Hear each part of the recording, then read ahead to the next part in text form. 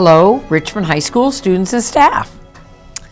President's Day, which is coming up this Monday, is a federal holiday celebrated on the third Monday in February.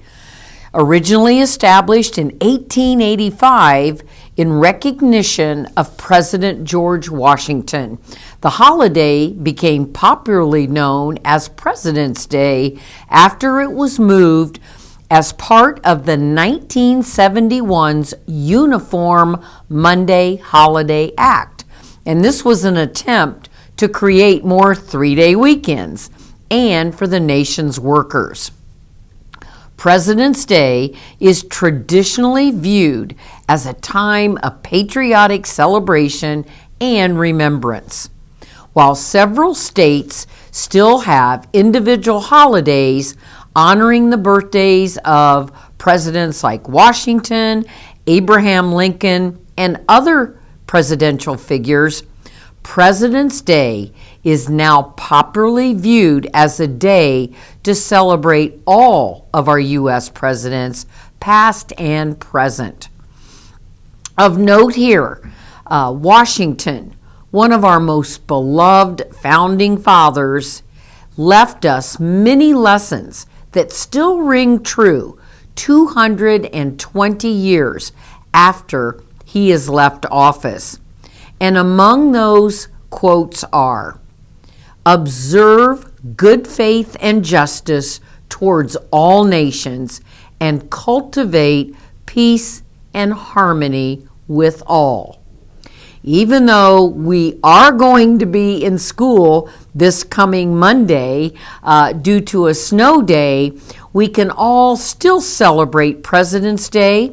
And I am pleased to have our radio TV class do a program for all of you on celebrating President's Day. Thank you. Thank you, Ms. Whoopi. As we begin our program, let's stop a moment and think about what a president truly is, a leader. In the words of John Adams, our nation's second president, if your actions inspire others to dream more, learn more, do more, and become more, you are a leader. As we honor our leaders today on President's Day, please take a moment to ask yourself, who are you inspiring? Next, we take a look at President's Day through the perspective of Black History Month with Anton West.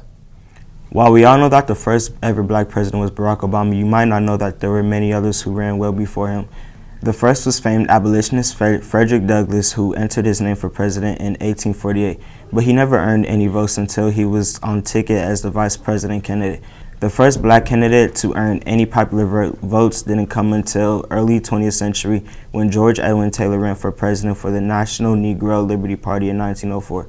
Taylor won only a handful of votes. It wasn't until 1988 before a truly competitive candidate ran, and that was Leonora Fulani, who received almost 250,000 votes when she ran on the New Alliance Party ticket. Over the years, as many as 47 black candidates have received votes in the presidential election, including famous figures such as Kanye West, who earned over 70,000 votes in 2020. And now David Perez shares a presidential fun fact. Presidents are only allowed to serve 2 terms. And this year, Donald Trump is running for his 2nd term as president after having served as the 45th president and losing re-election in 2020.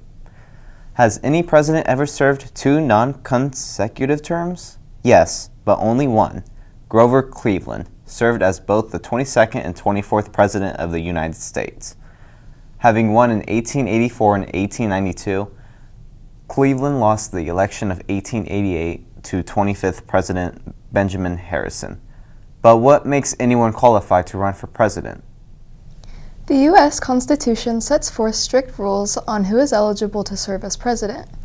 The Constitution only lists 3 qualifications to be president, and they are: they must be at least 35 years old, they must be a naturalized U.S. citizen, meaning they must have been born in the United States or 2 parents who were themselves U.S. citizens, and they must have lived in the United States for at least 14 years. While those are the only requirements, there is another part of the Constitution that could keep one from running for president, and that is the 14th Amendment.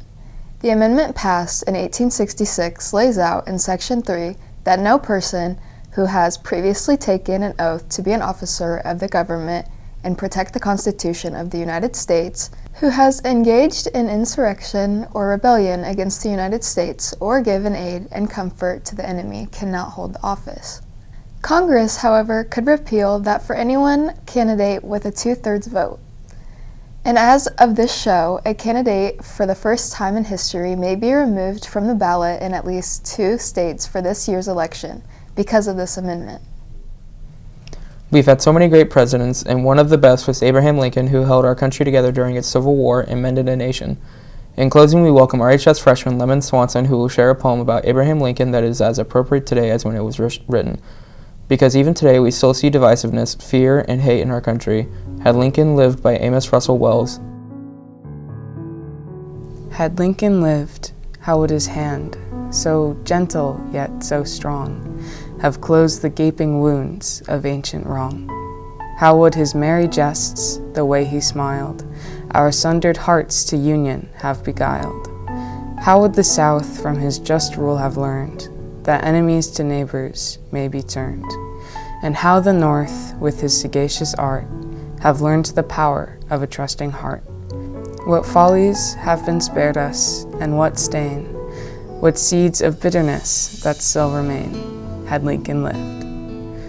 With Lincoln dead, 10 million men in substitute for one must do the noble deeds he would have done, must lift the freedman with discerning care, nor house him in a castle of the air, must join the North and South in every good, fused in cooperating brotherhood, must banish enmity with his good cheer, and slay sunshine every rising fear. Like him to dare and trust and sacrifice, 10 million lesser Lincolns must arise, with Lincoln dead.